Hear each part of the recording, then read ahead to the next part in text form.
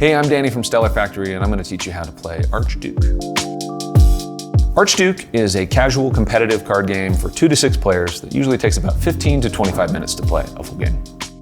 In Archduke, the goal is to have the lowest score total on the cards in front of you at the end of each round. And you'll do this in 2 primary ways, by either switching cards from the deck into the grid in front of you, or by quickly matching cards from your grid onto the top card of the discard pile. Let's get set up. Select the number of tokens that correspond to the number of people you're playing with. We're going to play a 4-player game, so I'm going to take the 5s and 6s, throw them back in the box.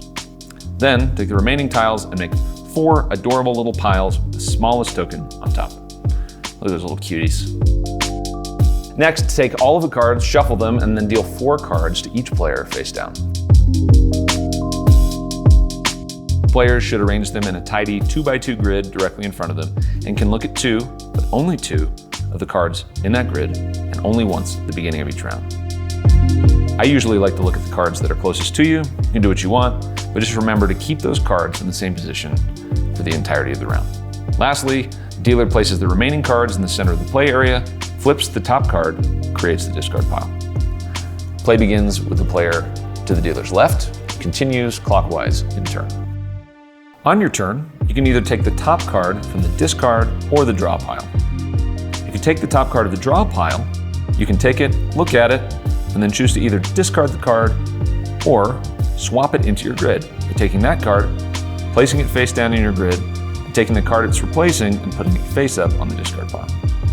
If you take the card from the top of the discard pile, you'll place that directly into your grid and take the card it replaces, put it face up on the discard pile.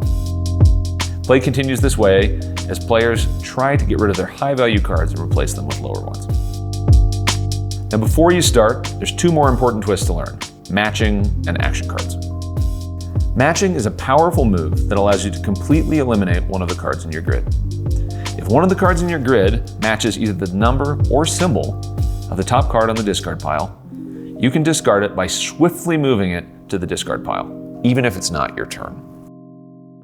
You can only complete a match in the moment between a discard and the time the next player touches either the draw pile or the discard pile.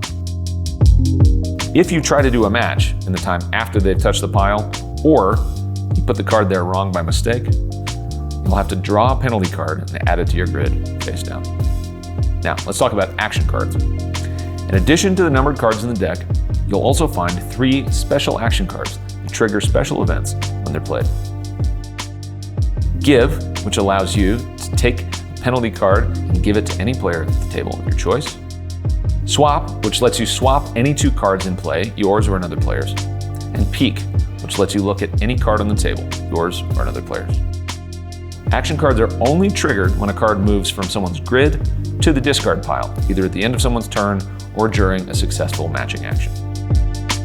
Remember, the goal is to have the lowest total score in your grid.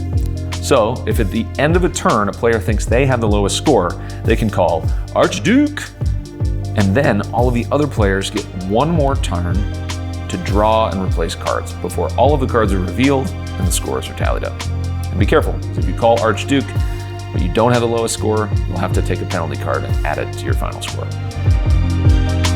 At the end of each round, the scores are tallied up and the player with the lowest score takes the smallest score token. The player with the second lowest score takes the second largest, the third player gets the third, etc. And at the end of 4 rounds, the player with the lowest score total on their tokens is declared the winner. And that's it. Now you know how to play Archduke.